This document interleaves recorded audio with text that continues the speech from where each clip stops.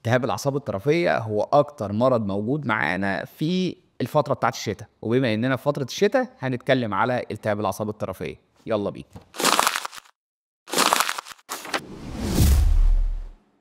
أهلا وسهلا بيكم في فيديو جديد لينا. في الفيديو بتاع النهارده هنتكلم على التهاب الأعصاب الطرفية، وهل ليه علاقة أصلا بالفترة بتاعة الشتاء ولا ملوش علاقة بفترة الشتاء؟ دلوقتي في ناس كتيرة بيجي لها شوية أعراض، والأعراض دي بتبقى تكمن في شوية تنميل مثلا، شوية حرقان في رجلي، شوية عدم اتزان وهكذا.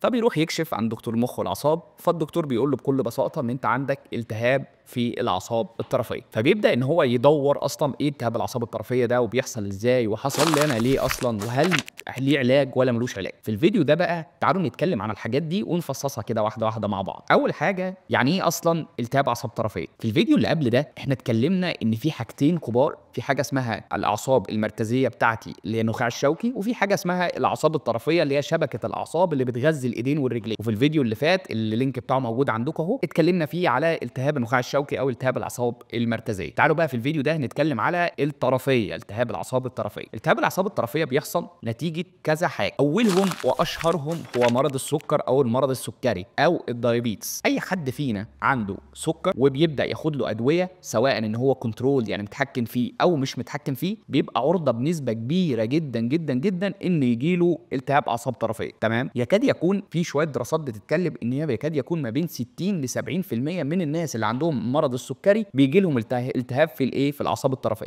طب امتى اصلا اعرف ان انا عندي التهاب في الاعصاب الطرفيه او اشك اصلا ان انا عندي التهاب في الاعصاب الطرفيه؟ فجاه بدون اي مقدمات بلاقي ان في شويه تنميل في رجلي، او ان انا بشوف في حرقان في رجلي الاثنين يبدا يحصل معايا ويبدا يزيد مع الوقت. وهلاقي ان انا لما بتعرض لفتره شتاء او بتعرض لجو ساقع شويه، الاقي ان الاعراض دي بدات تزيد عندي، او بدات ان انا اشوف ان في التنميل بدا يزيد في ايديا او في رجلي. بس في كذا حاجه تفرق التنميل ده عن تنميل مثلا ممكن يحصل في حاجات تانية زي مثلا الغضروف. يعني انا لو عندي تنميل جاي نتيجه ضغط من الغضروف بتاعي على عصب معين، فالمفروض ده بيبقى ضاغط على درماتوم معين او شكل من اشكال الجزء اللي بيغطي او بيغذيه العصب بتاعي. يعني مثلا لو جاي في الفقرات العنقيه، فهلاقي ان ايد واحده هي اللي منمله، هلاقي ان الصباع مثلا ده هو اللي منمل. بس ساعتها ما اقدرش اقول ان انا عندي التهاب في الاعصاب الطرفيه، لا، انا ساعتها بروح ناحيه ان انا عندي كده غضروف هو اللي ضاغط على العصب، فهو اللي مسمع معايا في الدرماتوم بتاعي او الجزء اللي بيغذيه العصب بتاعي. طيب امتى بقى اشك ان انا يا باشا ده اعصاب طرفيه، او ان انا يا دكتور انا عندي التهاب في الاعصاب الطرفيه؟ التهاب الاعصاب الطرفيه بيجي في الناحيتين،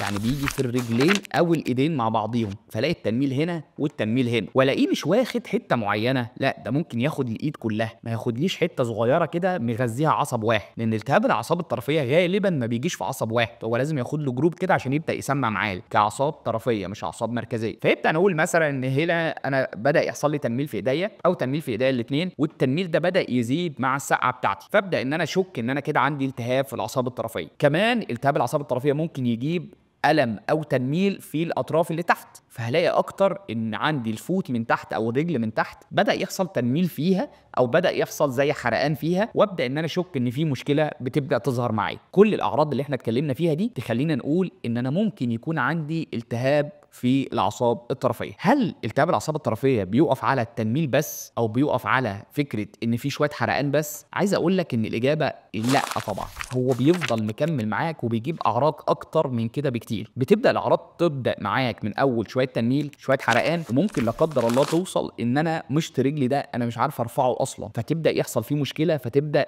المشاكل بتاعتي تزيد، فيبدا العلاج يتاخر معايا واحده واحده. فعشان كده لو حسينا باي حاجه من الاعراض دي ما تترددش ان انت تروح تشوف الدكتور بتاع المخ والاعصاب بتاعك وتساله احنا عندنا ايه، ونبدا نعمل شويه الفحوصات بتاعتي، وان شاء الله تكون سليمه والدنيا زي الفل والدنيا تمشي معايا كويس. بعد كده ابدا اشوف بقى الستيجز بتاعتي او المراحل بتاعه التهاب الاعصاب الطرفيه بتاعتي. زي ما احنا اتكلمنا ان في الاول تنميل، شويه حرقان، بعد شويه التنميل والحرقان يحصل شويه ضعف في العضلات، وضعف العضلات هنا بيبقى في شويه عضلات كده هي دي اللي بتسمع معايا على طول في التهاب الاعصاب الطرفيه. اهمهم هي العضله اللي بتاخد مشط الرجل لفوق. عشان كده معظم الناس اللي يكون عندهم التهاب في الاعصاب الطرفيه بيبقى مشكلتهم كلها ان انا مش عارف ارفع مشط رجلي لفوق، فنلاقي رجلنا بتجرجر في الارض او رجلنا مقلوبه مش عارف ارفعها بمشط رجلي وهكذا. فابدا ساعتها افكر انا اعمل ايه. المفروض ان انا اروح للدكتور بتاعي وابدا ان انا اخد العلاجات بتاعتي واظبط الدنيا بتاعتي على قد ما اقدر. تعالوا بقى نتكلم على ايه العلاجات اللي انا ممكن اعملها. اول حاجه دي ممكن تتعالج ازاي. هنقسم العلاج بتاعنا لحاجتين كبار. اول حاجه هو الجزء بتاع الجزء الميديسن او الجزء الطبي العلاج الدوائي، وتاني حاجه هو الجزء العلاج الطبيعي او الجزء اللي احنا هنتكلم فيه في التمارين والحاجات دي كلها. طبعا الاثنين ما ينفعش يشتغلوا لوحدهم، لازم ده وده عشان التحسن بتاعي يبدا يكون بنسبه كبيره. ايه الادويه اللي انا ممكن امشي عليها او ايه الشكل اللي ممكن الدكتور بتاع المخ والاعصاب يمشيني عليه؟ اول حاجه بيبدا بيها دكاترتنا بيروحوا بادئين على طول بالكورتيزون او الكورتيكوسترويد او الكورتيزون. بيبدا يدي جرعات معينه من الكورتيزون عشان يبدا يقلل الالتهاب اللي موجود ده. وفي خطوه لازم يعملها قبل اصلا ما يدخلك في السكه دي. ايه الخطوه دي؟ الخطوه ان هو اصلا يدور على السبب. ايه اللي خلى التهاب الاعصاب الطرفيه ده يحصل؟ انت ممكن التهاب الاعصاب الطرفيه ده يحصل نتيجه مرض سكري، فلازم ان انا اظبط المرض السكري بتاعي على قد ما اقدر سواء بالانسولين او اي ادويه تانية، لان انا مهما عالجت ومهما حسنت في التهاب النخاع الشوكي او التهاب الاعصاب الطرفيه عمره ما هيتحسن غير لو شلت السبب بتاعه. فالسبب بتاعه ما دام هو موجود هيفضل مكمل معاك وهكذا. فيبقى لازم الاول اشوف السبب وابدا ان انا اعالجه عشان نبدا نظبط الدنيا. بعد كده ابدا ادخل في الكورتيزون او الجرعات المعينه بتاعه الكورتيزون اللي بيحددها دكتور المخ والاعصاب معاه، وتبدا واحده واحده تشتغل عليه. اتحسنا والحمد لله تمام، الدنيا كده تمام وزي الفل، وهيقول لك يلا بينا ابدا علاج طبيعي واشتغل والدنيا هتبقى جميله. ما تحسناش وعايزين حاجه تانية اقوى تزود معانا، هروح ناحيه فصل البلازما، هروح اعمل فصل بلازما بقى والحاجات الجميله دي كلها. اتحسنا خلاص مفيش مشاكل، ما تحسناش بندخل على حاجه اسمها IVIG او جرعات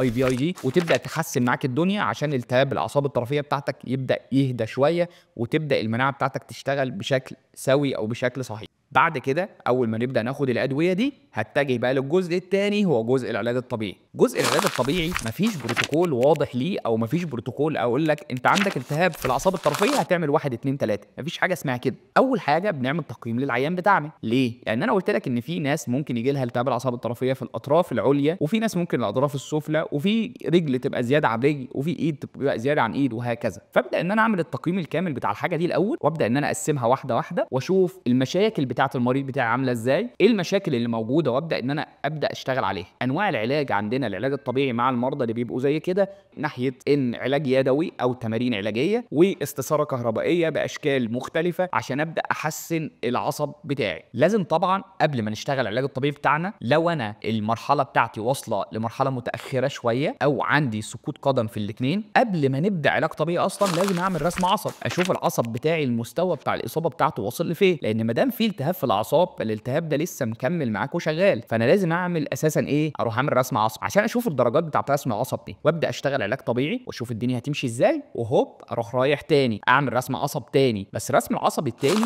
ما يقلش عن 4 شهور ل 6 شهور عن الاولاني عشان نشوف في فرق اساسا. في حالات كتيره جدا بتتحسن على البروتوكول بتاعت العلاج الطبيعي تجاه الاعصاب الطرفيه، وبنعمل رسم عصب جديد وبنلاقي الدنيا اتحسنت عندهم تاني ورجعت الحمد لله ممكن اقول لك يعني شبه الطبيعي بنسبه 90%. فلو انت حسيت بالاعراض دي ما تستناش عشان الحوار يكبر، ابدا اتحرك على طول على دكتور المخ والاعصاب بتاعك، ظبط البروتوكول العلاجي بتاعك، ظبطه، شوف الدنيا. ولازم تعرف ان دلوقتي الفتره بتاعت الشتاء دي هي اكتر فتره بيجي فيها التهابات الاعصاب الطرفيه، وهي اكتر فتره هتلاقي فيها الاعصاب الطرفيه عندنا فيها مشاكل، واشهرها عشان اثبت لك الحاجه دي اشهرها العصب السابع. العصب السابع انت بتلاقي حالات كتيره جدا في العصب السابع من شهر 12 وشهر 1 وشهر 2 نتيجه الدخله بتاعت الشتاء بتاعتنا، لان التهاب العصب السابع ده برضه بيرجع لايه؟ هو ده التهاب اعصاب طرفيه. فنفس اللي بيأثر على الايد والرجل هو اللي هيأثر على عضلات الوش بتاعتنا بنفس الشكل وبنفس كل حاجه. بكده نكون اتكلمنا على التهاب الاعصاب الطرفيه واتكلمنا على العلاج بتاعه، العلاج الدوائي والعلاج بتاع العلاج الطبيعي. لازم نمشي بالاثنين بارل لبعض او جنب بعض عشان الدنيا تتحسن معانا ونبدا ان شاء الله نعدي المرحله دي. ان شاء الله نشوفكم فيديوهات اكتر وهنتكلم معاكم عن امراض اكتر، مستنيينكم. ما تنسوش تسيبوا لنا اي استفسار او اي تعليق ليكم معاه في الكومنتس بتاعتنا، وما تنسوش تعملوا لنا لايك وشير وسبسكرايب. نشوفكم على خير ان شاء الله.